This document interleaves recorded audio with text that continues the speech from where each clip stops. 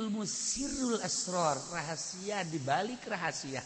Ku sebab ibadah urang make syariat, kolbu urang make aqaid, dikawinkeun zahirna syariat, kolbuna make aqaid, bersih timbullah hikmah rahasia.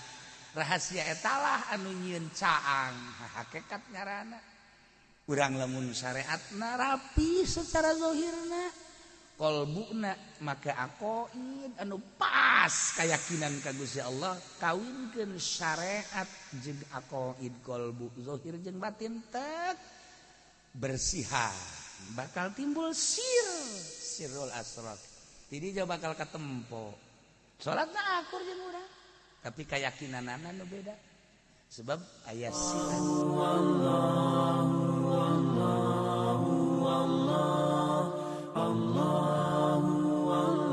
أعوذ بالله من الشيطان الرجيم لا يزال بنيانهم الذي بنوا ريبة في قلوبهم الذي بنوا ريبة في قلوبهم إلا أن تقطع قلوبهم والله عليم حكيم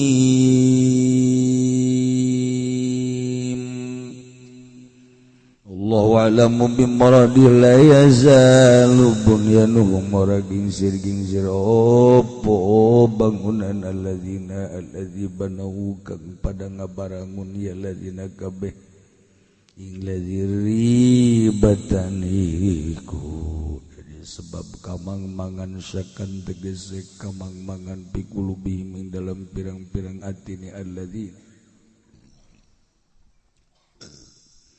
illa anta qad'ani anta narima begatan basila tegesen narima pisa qulubuhum apa pirang-pirang atine alladzina bi ayamutu kalawan nyata mati ya alladzina wallahu lan utai Gusti Allah alimun iku kang maha uning bi khalqi kalawan makhluk Allah hakimun turku kang bijaksana fi sunni bihim ing dalam dadamelan Allah bihim kalawan khalqi bihim kalawan khalqi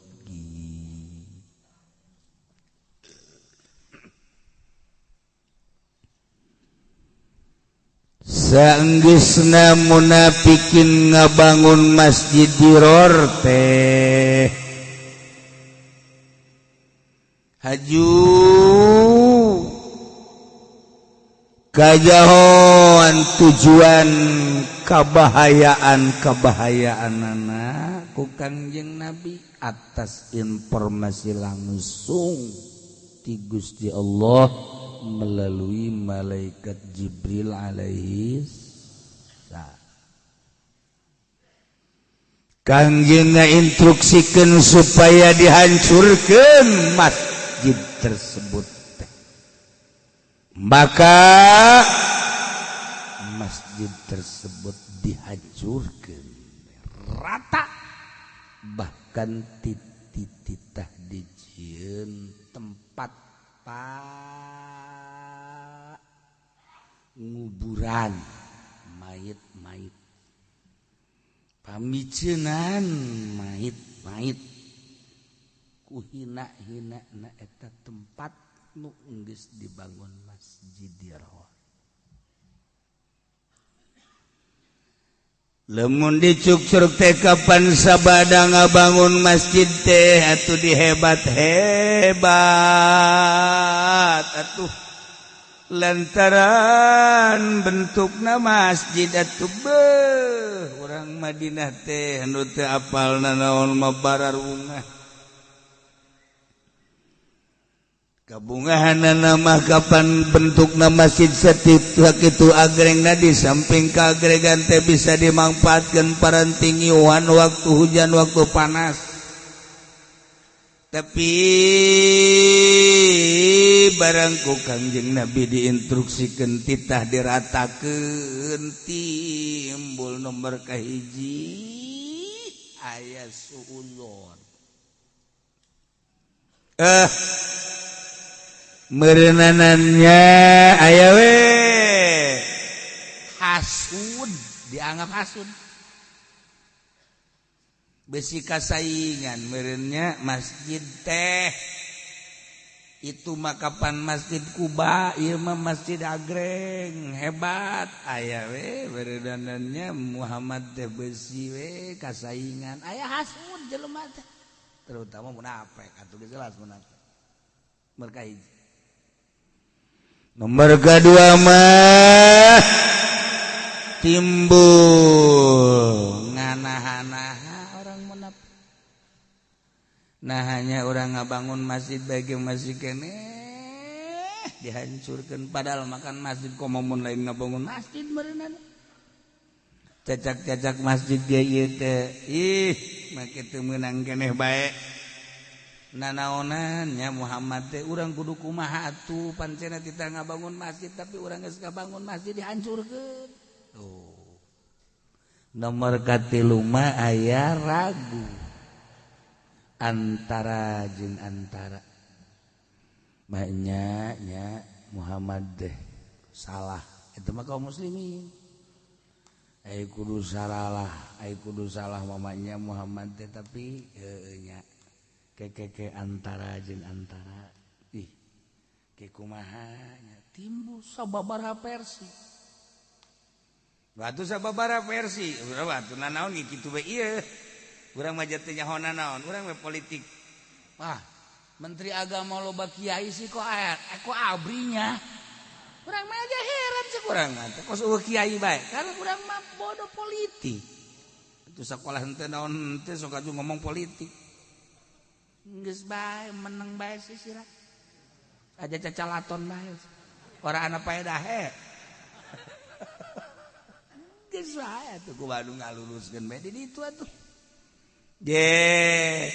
lamun dibacakeun loba kejanggalan geus antepkeun nya nu keur ngamaenkeun urang ieu kuari lamun kurang diperhatikeun di dunia teh urang makan teh nyaho naon kamari ieu tinju rame tinju rak beueuh atuh nyana teu ngamaenkeun henteu kajian tinggu kumaha bulu tangkis rame bunelap beueuh mobil ge kitu keneh mobil nu diramekeun rame Avanza datang ka sakumaha naon da Avanza tuh kuari mah henteu jatuh kabeuli pan dirame ke naon rame aya naon gitu garana aya aktor nu ngarame-rame na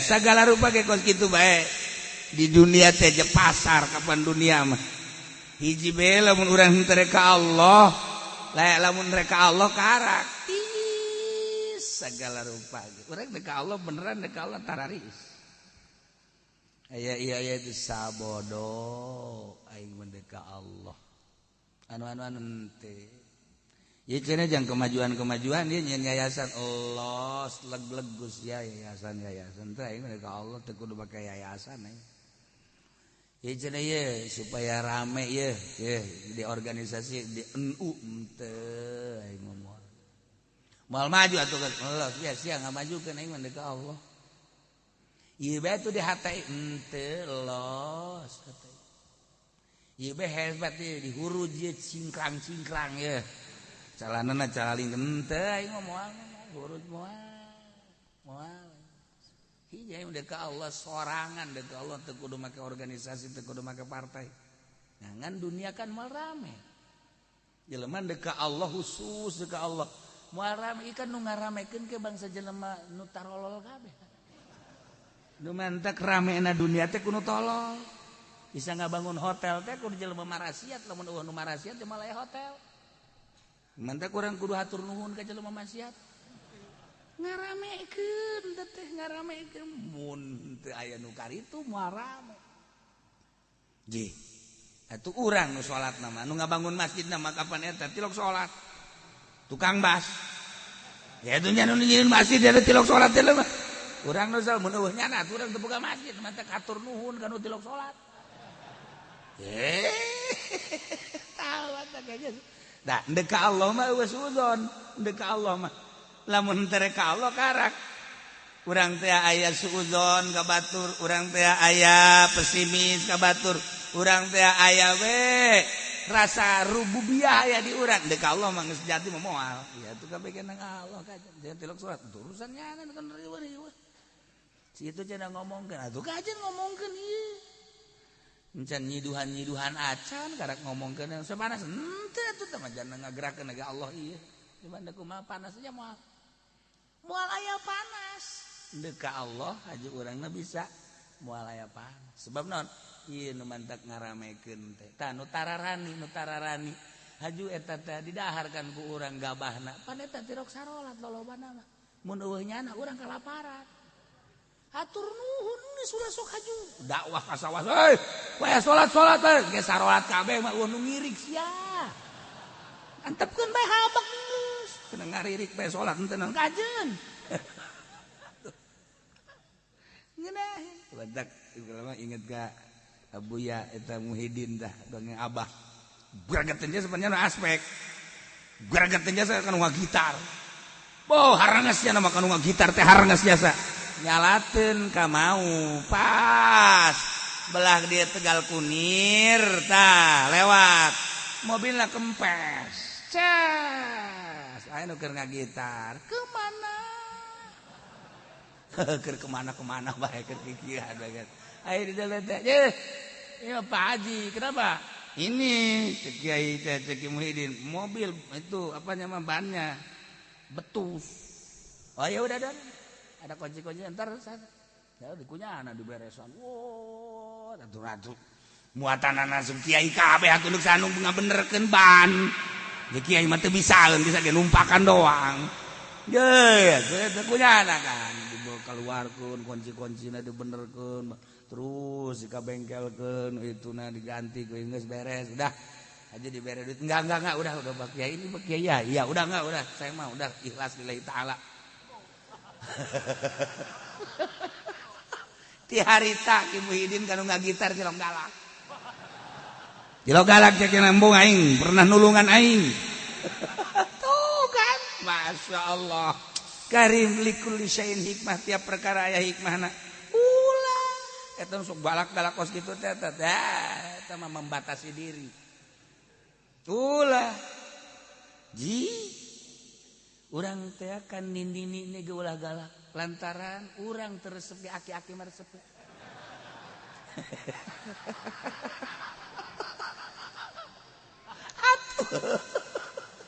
udah kan ini dia orang-orang kayak aki-aki banyak kan orang malah aku pasti kan ini kan deh atuh kayak numulung kulo sakitotin laki toh tiap nuraga kayak numulung gitu bae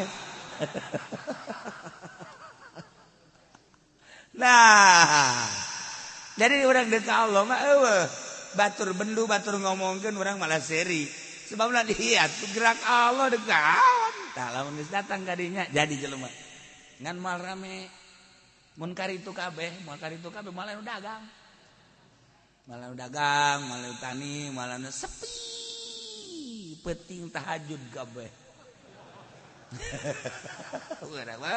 mal aya dina ayana ge dipaksakeun di TV marhaba kabeh setel TPI marhaba setel RCTI marhaba setel itu RRI keur maca sholawat cek jelema ieu mah kabeh kos kana dieu kabeh TV hancurkeun habak lah nu mantak resep ge nonton TV kan aya jogedan tuh sama akur bae nah belajar tapi ka Allah belajar gini mualaya nanaon nikmat sakit pamere Allah Gusti alhamdulillah abdi teh didamel makhluk nu pangmulyana aju iman ka Gusti aju ala kadar ibadah ka Gusti salat bae mah abdi teh osok adapun khusyuk na mah atulah teh mah memang hese tapi abdi keur ngarahan be itu supaya yang bisa husu. Meureun Gusti numantak abdi teu husu teh lantaran pikiran abdi hayang mobil bere atuh abdi mobil Gusti. Cak Gusti ngaco sia. Geus boga mobil lain tambah husu garah sia engke mikiran ban besi kempes. Can boga bae geus teu husu komo geus boga. Can boga makan mikiran boga doang. Geus boga mah ieu engke kumaha ieu meuli olina di mana, ieu meuli bensinna di mana, mayar pajakna sabaraha duit, tambah kalut sia. Eta kakarake boga hiji, mun boga dua. Peupeus otak sia eta. Tuh, mantak jelema nu hebat mah geus nyandung boga 3 boga 4 kuat eta lalaki hebat. Otakna teu peupeus. Atuh bade boga hiji ge kolem. Boga hiji ge ngalamun beda tuh deuleu batur boga 4 ge teger bae. Eta ngaranna lalaki nu kos kitu ngaranna. Mantak lamun lalaki can nyandung lain lalaki teh bencong tah mah.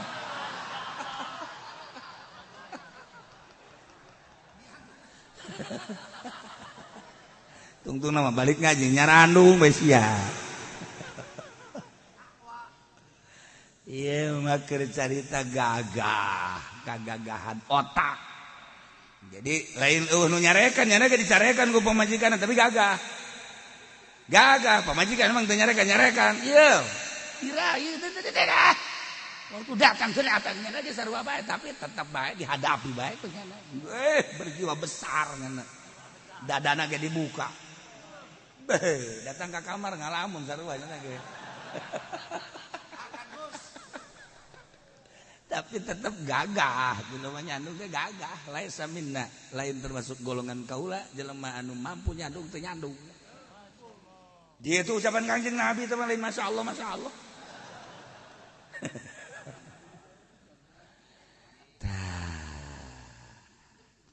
Iya timbul keraguan orang-orang munafik ge timbul ragu. Muhammad teh kok jadi kieu hararese amat dikakalakeunana. Nah, ieu sebuah bangunan teh ngaragukeun ka dirina. Lantaran deuk tupatipu teh hararese, maka dijelaskeun ku Gusti Allah. Moal eureun-eureun jelema munafik mah timbul ragu, timbul pusing, timbul puyeng.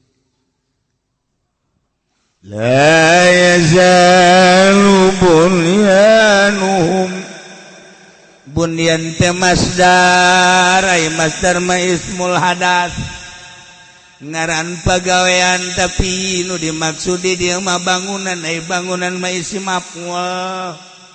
Berarti kan di dia teh masdar nu dimaksud isim maf'ul atau majaz mursal min itlaqil masdar wa iradatis mil maf'ul cek ahli bayan atuh sapira bunyan mah isim hadas kos nasron kos dorban. Nah dimaksud mah ieu mah bangunan masjid ai bangunan mah kang den bina mabni berarti geus masdar bi mana ismil maf'ul majaz nu kos kitu. Bunyan mah ngabangun tah ismul hadas ngabangun ieu mah kan dicaritakeun teh bangunanana beda ngabangun jeung bangunanana. Oh ieu mah bangunan masjid nah majaz.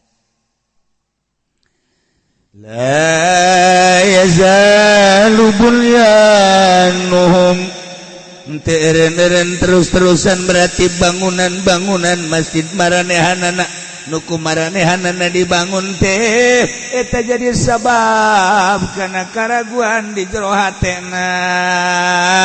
Eureun ragu teh eureun-eureunana illa taqatta'a qulubuhum angin pegat hatena biaya mutu secara pararae eta kan bahasa limit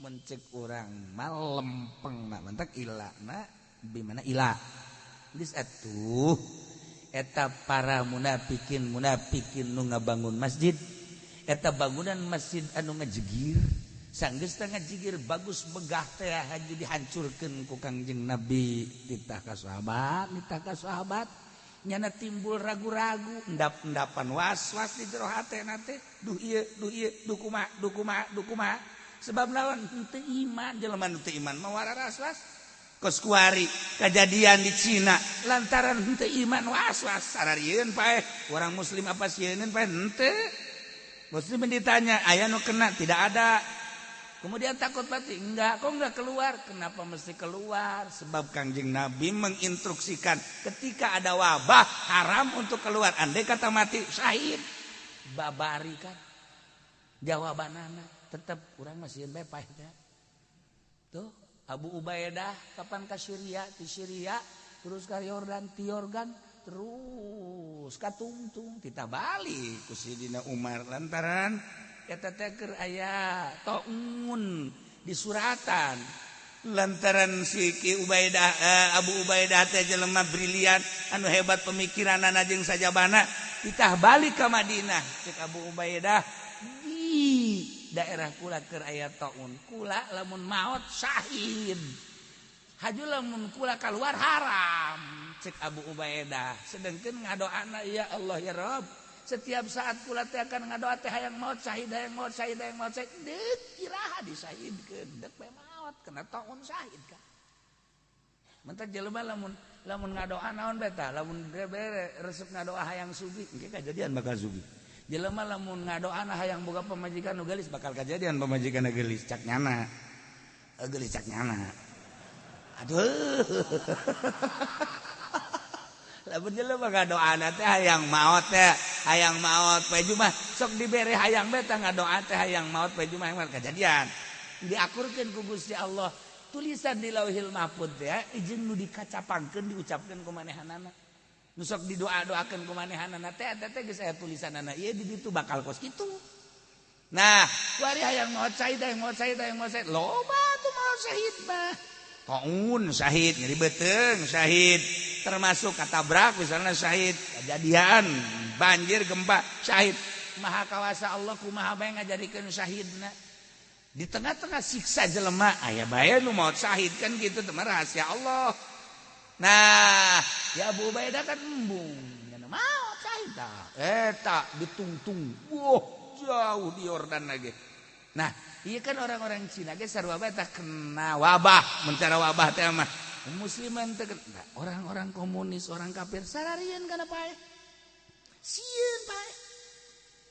Jeung teh sieun mah jelema muslim doang, deuk daon pake kasieun. Ja ibadah eukeur ka Gusti Allah, iman ka Gusti Allah, iman ka Kangjeng Nabi, ibadah eukeur. Maot mah jata mah lain ku wabah, lain ku kalapar, lain ku panyakit, ku ajal. Di ditetepkeun di jero kolban. Naon atuh ja aing ngaji bae ge make jeung sieun paeh keneh bae. Ja aing mah boga kayakinan bakal ka sorga. Wah. Konyol tuh budak. Ya Allah ya Rabbi. Je, eta kapan wali Allah? Anu ditanya di jero kubur teh man rabbuka cicing we nya wa man nabiyuka cicing wa ma kiblatuka teu ngajawab cek malaikat sia kudu teu ngajawab je bejakeun ka Gusti Allah make jeung ditanya keneh bae pan aing boga kayakinan cak Kangjeng Nabi Muhammad sallallahu alaihi wasallam ana inda rabbi abdi anak indah abdi wai aing mah kumaha cak keyakinan hamba kaula sedangkan aing boga keyakinan bahwa aing teh ieu teh bakal dikasorgakeun ku Gusti Allah aing yakin make jeung ditanya-tanya bejakeun ka Gusti Allah cek malaikat wah rahmat bebeja langsung malaikat Gusti Maha Uninga aya hamba kau aya hamba Gusti maot ditanya ku kula teh rek jawab Eplak jawabanana kos gitu tah. Kumaha eta Gusti? Atuh sia teh cek Gusti Allah men tanya-tanya bae. Atuh kula mah pan tugas. Atuh tah mah lain sambarangan jelema, tah mah kayakinanna luhur. Nya nama keur sakarat ge aing sorga ka jeung kumaha ge. Yakin. Oh, geus. bereskan teh mah kos itu teu ditanya. Datang deui malaikat hampuran.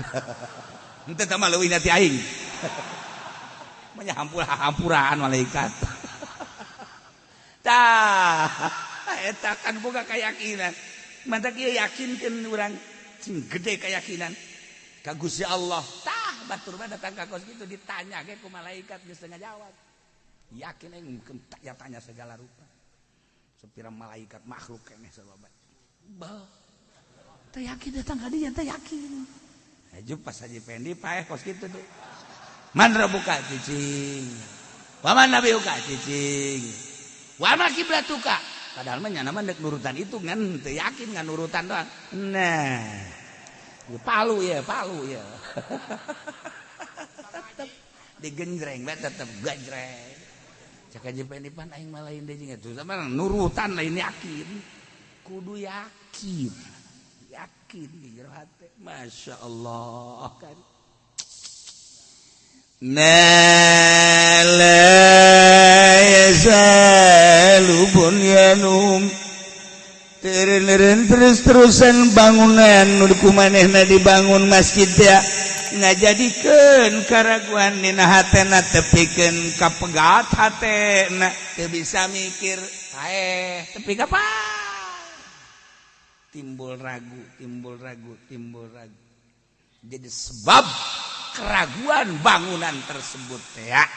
Teu iman atuh jaka Gusti Allah, teu percaya ka Kangjeng Nabi Muhammad sallallahu alaihi wasallam, maka mang ragu jeung ragu. Wallahu alimun. Gusti Allah maha uning bi khalqihi ka makhlukna. Aduh lamun urang nyaritakeun maha uning atuh geus naon nu teu kauning ku Gusti. Sorotan ilmu Allah mun nyorot ka qalbu urang. Innallaha la yanzuru ila suwarikum walakin yanzuru ila qulubikum. Aing teh dideleukeun Gusti Allah uningaeun ka hate aing. Dideleukeun isin bakal. Mun bener sorotan ilmu Allah tek. Aing teh dideleukeun we hate aing teh. Urang teh ngolembar bae ka lain Allah isin. Kahayang teu akur jeung syariat isin. Mata geus we lobana teh lobana haji cici, embung nanaon bakalna isin. Ka Allah teh isin. Lamun ilmu Allah keur nyorot manteng. Nah, haji urangna ge gerakna beda. Kumaha bedana? Kulantaran aya ilmu Allah nu nyorot, terus ku urang diperhatikeun, terus dirasakeun, terus ku urang di rumah perasaan eta engke urangna ge dibere deui ilmu ku Gusti Allah. Sebab eueuna naonan di qalbu urang. Bis dibere ilmu anu lain meunang ngasab mah. Ilmu nu nyaho urang kahareup kadang teu meunang dibejakeun.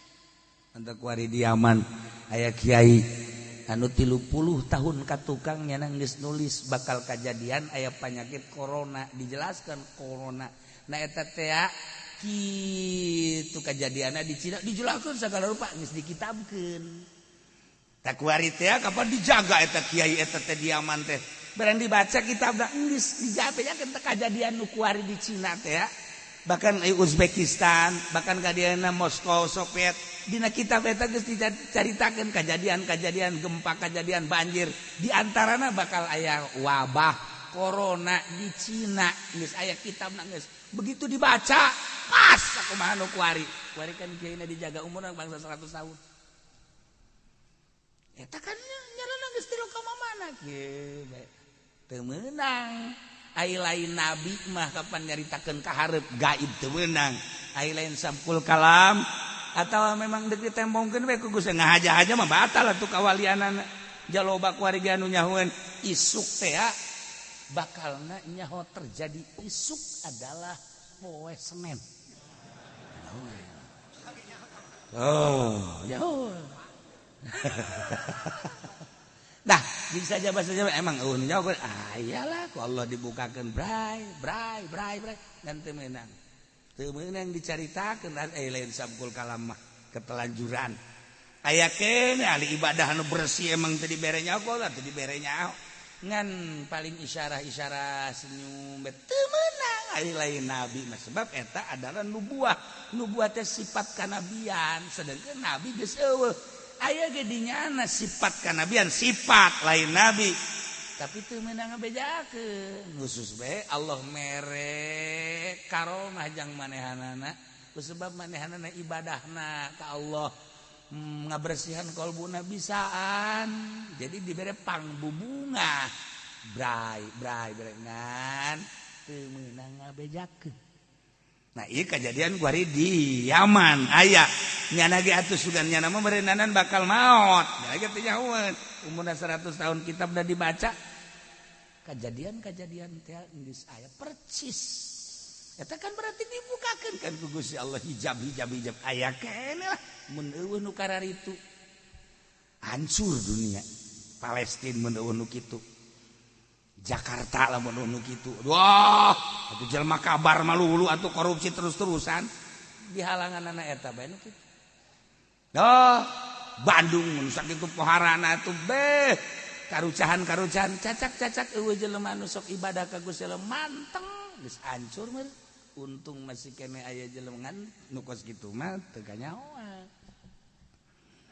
Kajauhan teh kadang-kadang mah kapan urang mah bentuk mah ibadah di masjid make jubah make udang-udang gede sajadana ge hebat tasbihna ge anu jutaan horenganan keur maksiat kadeuleuh mah keur ibadah padahal keur maksiat urang kadeuleuh mah urang teh keur ngaji di panggung teh rajaban muludan padahal mah horenganan keur neangan jangan ganti ban setik bukan kadeuleuh mah urang teh ari riungan kan jeung jelema zikiran horenganan aya jah dunia dan dunia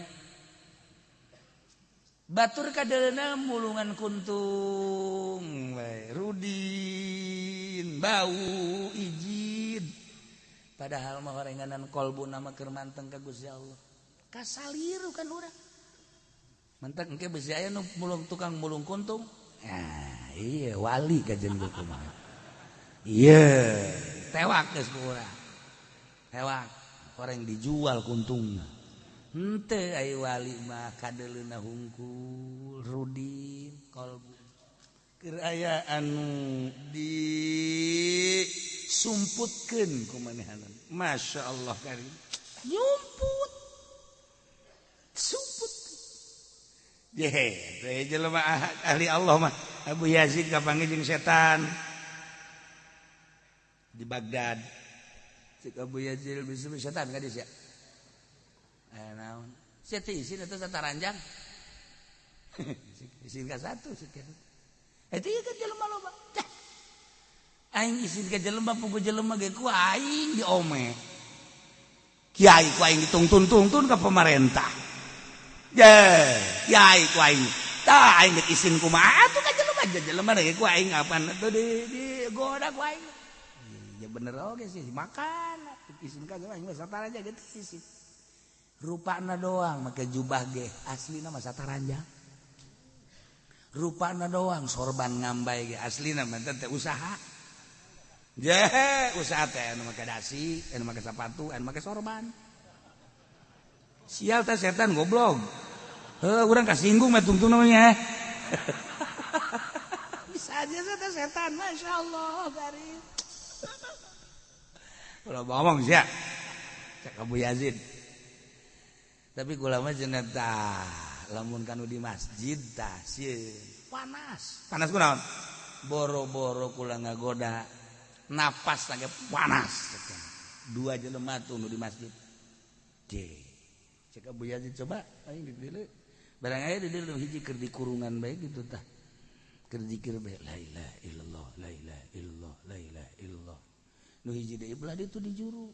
Biasa tah mah. Masih kada zikir kan. Oh iya.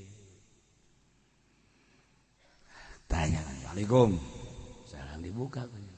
naon Abu Yazid budak ngora keneh ka deuleu ku Abu Yazid ieu kumisna ge kakarake kumis jarum bulu jarum atuh pan sieun mah geus eueuh kumisan ya lamun diayakeun ja putih kabeh mending dikerut cek cenah teh lamun diayakeun kos lain jelema jurig atuh jenggot putih kumis putih atuh di luhur putih urang mun kapanggih di tengah peuting atuh sieun kan sok geura misalna Haji Pendi kumisnya teh dikerut janggotna teh dikerut geus kabeh putih kabeh kan aju kabeh jararadi urang kapanggih ti peuting atuh parajar lain jelema kan ieu mah asana kalkara kaluar ti kuburan anyar ieu kitu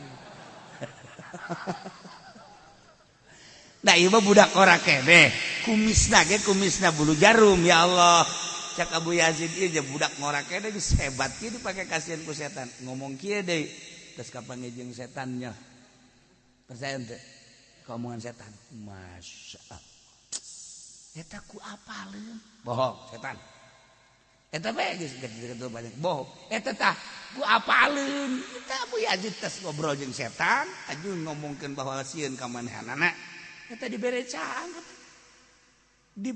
mantap lamun aya nu maot teh datangkeun ku urang ahli Allah setan kalabur kan kabur kabeh babari maca la ilaha illallah setan eueuh nah aya anu hese jae mah hese bae maca la ilaha illallah didatangkeun bae kiai kadinya set la ilaha illallah babari cenah bareng datang eta setan kabur tadina ngahalang aya nu endek baca la ilaha illallah jol bae Haji Pedi hararese orang mawa setan nyana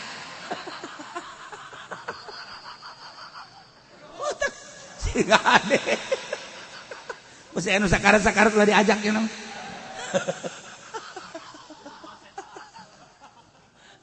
Gusti Allah lagu. Sieun setan ka ahli Allah mah moal daekit. Panas, napas panas. Ge. Hiji deui kapan setan teh kieu be di luar. Heh setan. Udah di eta teh ka masjid. Ih, nu hees cenah teh. Atuh kurang lain wae kajeun geuna HS bae. Moal diganggu ku aing sejen mah ku aing diganggu. Kabeh kunaon? Nu HS eta mah lamun hudang bae nya mah ngacaprak ngaji bae. Tah bah asal hudang bae ngaji bae ceramah bae cek nya teh. Teureun kasa jeung di mana bae mending HS bae antepkeun. Tuh kan ari sieu mapan ku setan diome digere irungna. Jadi sieun setan ka wali mah hees na zikir ban wali mah hudangna ngacaprak ngaji bae mantak setan kieu mah goblok sia cek setan teh aju kajangoan pan wali mah sia ngembek goblok aing sia nu goblok hampura cek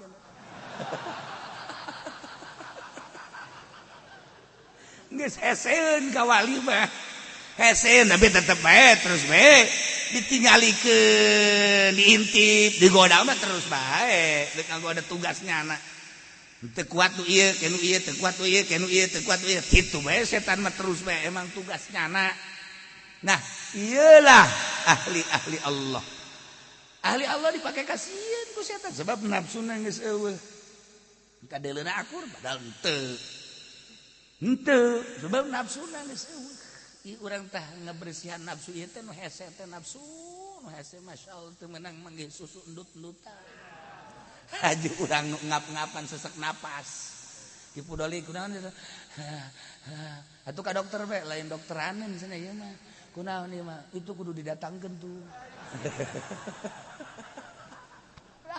ya Allah ulah bingung-bingung normal eta ngaranna bos ieu mah abnormal. Wallahu alimun Gusti Allah teh mah uninga bi khalqihi ka makhluqatun teh uninga kumaha geus ngadamel anjeunana teu kaya diayakeunana ku anjeunana geus aya dihirupan nu ngahirupan anjeunana nu ngarobakeun anu nyicingkeun Gusti Allah mantap la ilaha illallah teh beunang kabeh urang malah ilaha illallah teh lama budak bihakeun bilwujudillah anu disembah kalawan hak kecuali Allah naik lah maksud bihakin nu dimaksud kalawan hak kecuali Allah guys lamun urang bertoriko nu dimaksud kecuali Allah langkah naon bae deuleu kudu ka Allah denge kudu ulah anu dimaksud kecuali Allah silaturahmi ulah anu dimaksud kecuali Allah ngaji ulah anu dimaksud kecuali Allah sagala rupa Allah bae nu dimaksud teh sabaraha taun bisa heulanan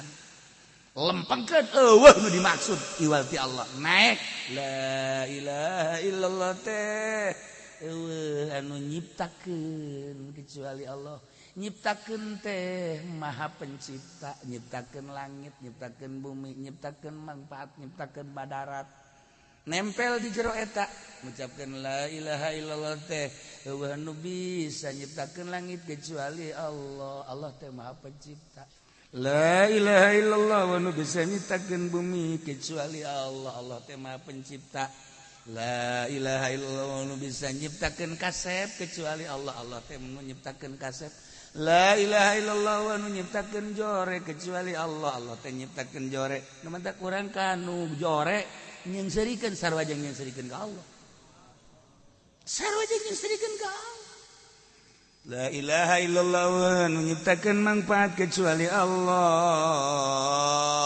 Allah teh pencipta manfaat la ilaha illallah anu nyiptakeun madarat kecuali Gusti Allah Allah teh nyiptakeun madarat kabeh ieu teh ciptaan Gusti Allah cukup ku la ilaha illallah ahli la ilaha illallah dihormati ku kabehan boro makhluk nu ngaran manusia hewan-hewan sebabna la ilaha illallah eueuh nu bisa nyiptakeun maneh kecuali Allah di ka mana maneh bisa ngobrol jeung maung bisa ngobrol jeung cak-cak bisa ngobrol jeung kupu-kupu bisa ngobrol jeung saantero bisa ngobrol seperti etalah wali-wali Allah Subhanahu wa taala. Kunaon ieu dibere ilmu ku Gusti Allah eueuh universitasan tah manu beuh. Moal aya di universitas sama ilmu kos kitu mah. Moal aya di Al Azhar, moal aya eta mah khusus bae ilmu sirrul asrar, rahasia di balik rahasia.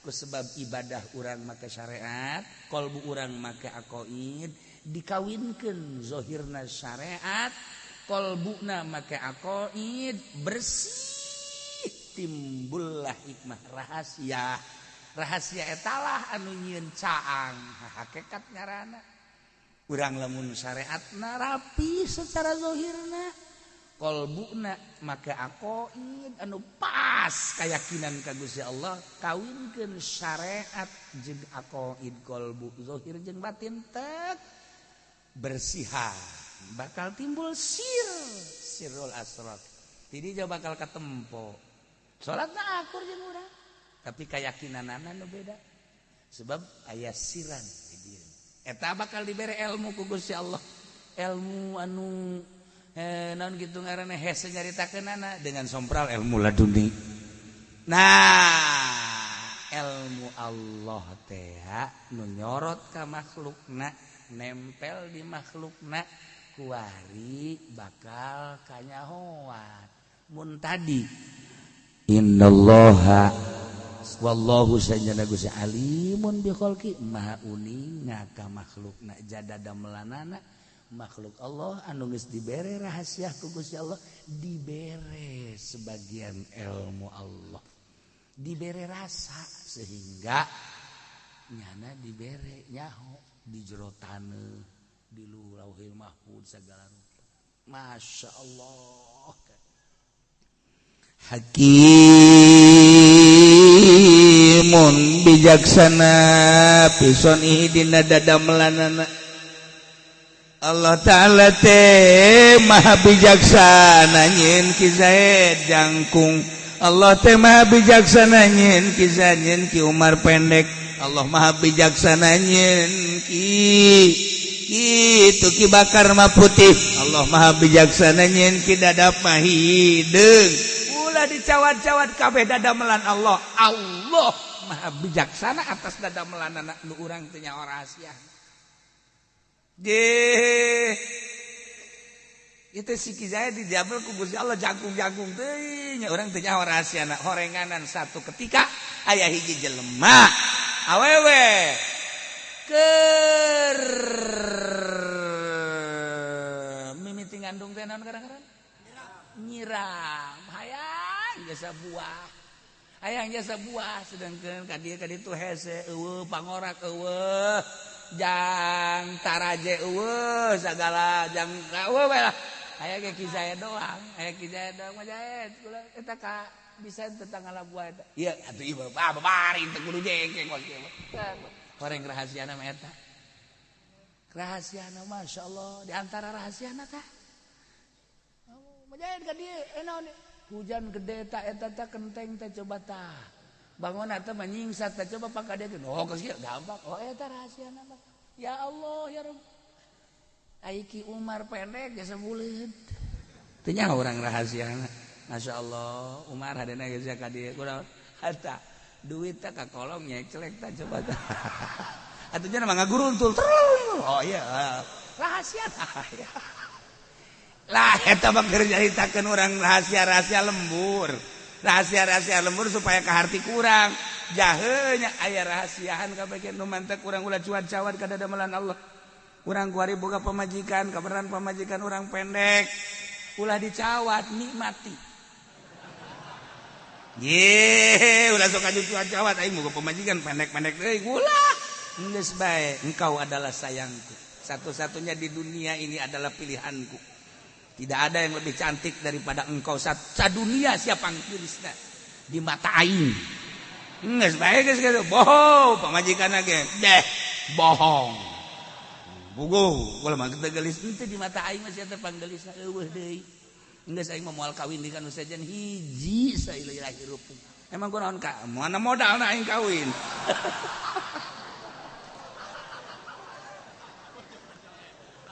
Ya Allah ya Rabbi. Nah Allah teh maha bijaksana dina dadamelanana Allah ngadamel langit aya kebijaksanaan Allah ngadamel mata poe aya kebijaksanaan Allah ngadamel bulan aya kebijaksanaan Allah ngadamel bintang aya kebijaksanaan Allah ngadamel bumi aya kebijaksanaan Allah ngadamel gunung-gunung aya kebijaksanaan mas sagala ngadamel tatangkalan Allah ngadamel lauk ti mimiti lauk kakap anu gede lauk hiun gede datang ke lauk seribuan laletik ribuan rebon laletik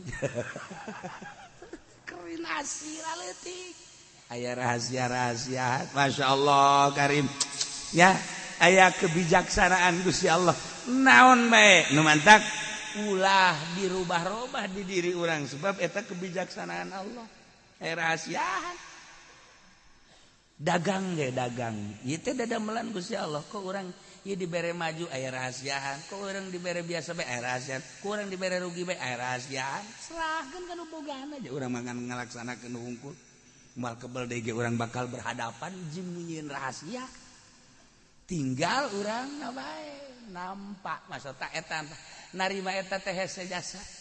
Nah kabelah dieuna Allah teh mah bijaksana dina dadamelanana nu mantak urang daek ngaji aya rahasiaan endek dikasorgakeun nu mantak urang peuting teu daek tahajud sorgana rada handap aya rahasiaan kan urang boga duit tapi teu daek sedekah berarti kan urang dek dilambatkeun ka sorgana aya rahasia-rahasiaan aya kabeh ge jang asup ka sorga teh aya di diri urang kabeh jang asup ka sorga teh aya di diri urang kabeh urang teu kudu neangan pangeran ka gunung teu kudu neangan ka leuweung teu kudu neangan ka Mekah di diri urang aya kabeh aya di diri urang urang deuk ka sorga teh aya di diri urang sebab Allah na aya di diri urang deuk neangan ka mana Gusti Allah cak Allah sih deuk ka mana lulumpatan deuk salat make lulumpatan pasti deuk ka aing lagi aya nu mantap ulah make lulumpatan komo aki-aki deuk berjamaah lumpat ti karijet paeh di jalan sia teu meunang deuk ka mana sia cak Gusti Allah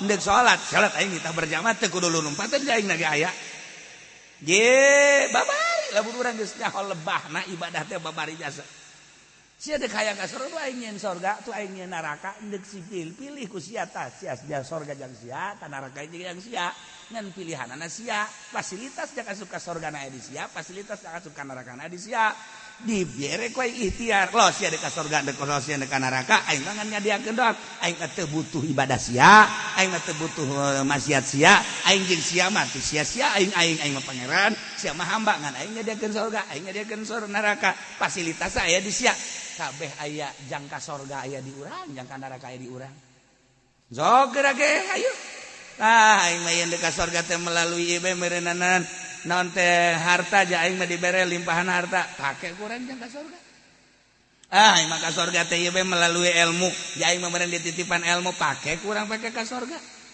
aing mah ka neraka bae melalui ilmu pake nipu atuh ku sia ilmuna aing mah ka surga teh ieu melalui jabatan bupati pake atuh ku sia hayu pake bebeneran urusan masyarakat lah aing mah ka neraka bae melalui bupati atuh los atuh lain ku sebab kiai da jeung lain ku sebab pejabatana urang teu ka manana ta fasilitas saya di urang nang Allah kabeh ieu lah kebijaksanaan Allah ulah suuzon ka pemerintah ulah suuzon ka polisi atuh polisi ge lamun nyana karena Allah ngatur jalan ngatur jalan dibere duit enggak dikit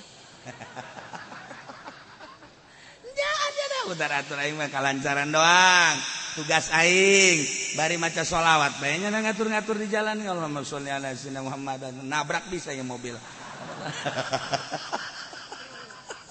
ayo bae karena Allah aja atuh polisi ge aing mah ieu meureunnan ku Gusti Allah dikersakeun jadi polisi hajuja polisi teh ngatur-ngatur jalan ku aing dipake ibadah ka Allah melalui fasilitas ieu Allah maha bijaksana dina dadamelanana aing didamelkeun jadi polisi ku ari ku aing dipake ibadah jabatan polisi aing ye pangkat polisi aing atuh bisa anu nyawa jata mah naon kitu ngaranna son ihi naon kitu bijaksana Allah aing jadi abri jadi garda terdepan aing indek ibadah melalui keabrian aing teh ieu teh petani aing indek ibadah melalui tani ge aing kunaon polisi bisa ibadah abri bisa ibadah aing kiai bisa korupsi goblok merentah kiai. Tapi di Indonesia mah aya ge 1 2 3 4 5 ieu keur carita sok pa bisa-bisa. Ulah ceneh urang ieu teh jadi petani, ulah ceneh jadi pedagang, ulah ceneh jadi polisi, ulah ceneh jadi eta kan geus dikersakeun ku Gusti Allah. Dadamelan Gusti Allah anu baku langit bumi, tatangkalan gunung laut jeung sajabana atawa ieu digerak-gerakeun ku Gusti Allah. Aya jelema henteu maksud jadi kiai tapi kan masantren we dikersakeun jadi kiai gerak Allah kan.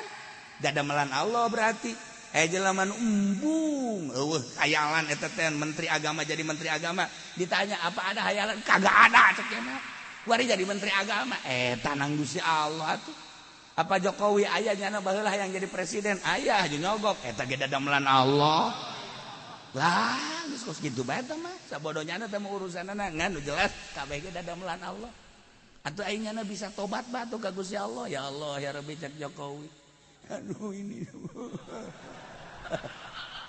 sial Jokowi cerik mohon maaf ya Allah akan kembalikan saya ini uang korupsi saya melalui bejakeun gua nah misalna ieu mah keur carita atuh lainnya na bae menteri DPR kabeh eta teh pan hahalang ka Allah teh jadi mui ngaranna dong mui teh naon gara-garana mui teh naon gara-garana oh iya musuh goblok sia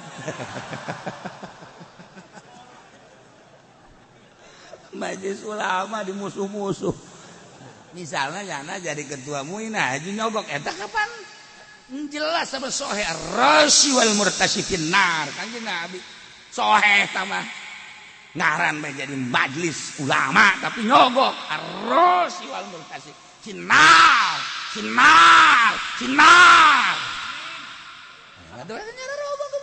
tinggal sadar na bae tapi kan hajo tobat jangan ya Allah gombal sih ya nah iyalah hakimun fi sunnihi bijaksana di dadamelan sakabehna unu kaluar ti dadamelan Allah Nah kulantaran Gusti Allah maha uninga maha bijaksana urang sadarkeun diri urang kemaha uningaan Allah kemaha sadar kemaha bijaksanaan Allah Gusti abdi teh diuninga ku Gusti tur abdi teh ieu teh ada damelan Gusti kebijaksanaan Gusti ngadamel abdi seperti abdi nampi Gusti Gusti mere sehat ka abdi kebijaksanaan Gusti Gusti mere gering ka abdi kebijaksanaan Gusti Gusti mere harta sakieu ka abdi kebijaksanaan Gusti Gusti mere sagala rupa ka abdi moal lila deui abdi teh bakal menghadap ka Gusti abdi teh bade nemah jeung sadarna eta karek jelema sadar kana sagala rupa aturan Allah sadar kana sagala rupa dadamelan Gusti Allah urang teh sadar teh begitu ngaca ya Allah ya Rabb kok tetangga abdi makasih bae abdi jore gitu ku sia urusan aing kunaon si aju ngarasula takan kos gitu Gusti babaturan abdi paruti konon abdi jadi hideung atuh teh urusan aing ku aing sia dihideungkeun sakitu ge teu leteng kos kastrol sia tangga rasula eta nu jadi halang ya Allah ya Rabbi Gusti kunaon atuh batur mah usaha teh maraju abdi mah ieu mah atuh menaon kitu ngarugi deui ya teh urusan aing sia mangalaksanakeun sia mah teu nyaho karahasiaan sia lamun dibere sugi moal wawuh jeung jelema kalangkangna ge teu meunang ditincak ya sia mah kamang-mang kan rahasia sakitu ge susah sia mun leumpang sakumaha kelek aya bisulan kan Allah maha uninga kana dadamelanana Masya Allah mudah-mudahan urang kabehan dibere sehat dibere jagjag dibere bisa ibadah ka Gusti Allah dibere bisa nyadar sasadar-sadarna urang nemah-nemahna sehingga urang bisa ngalaksanakeun puasa Rajab ngalaksanakeun salat maca sholawat zikir jeung ibadah-ibadah nu lainna menghadapi akhir hayat urang-urang pinuhan ku ibadah akhir hayat urang husnul khotimah bisa maca kalimatun thayyibah la ilaha illallah Allahumma sholli wa sallim ala sayyidina Muhammadin fil awwalin wal akhirin wa barik wa sallim wa radhiyallahu ta'ala sadatina ashabi sayyidina Rasulillah ajma'in ya Allah ya rabbal alamin Allahumma hdina siratal mustaqim Allahumma hdina siratal mustaqim Allahumma hdina siratal mustaqim siratal ladzina an'amta 'alaihim minan nabiyyin siddiqina wasyuhada'i wassalihin wa hasuna ulaika rafiqa dzalikal fadlu minallahi wa kafa billahi 'alima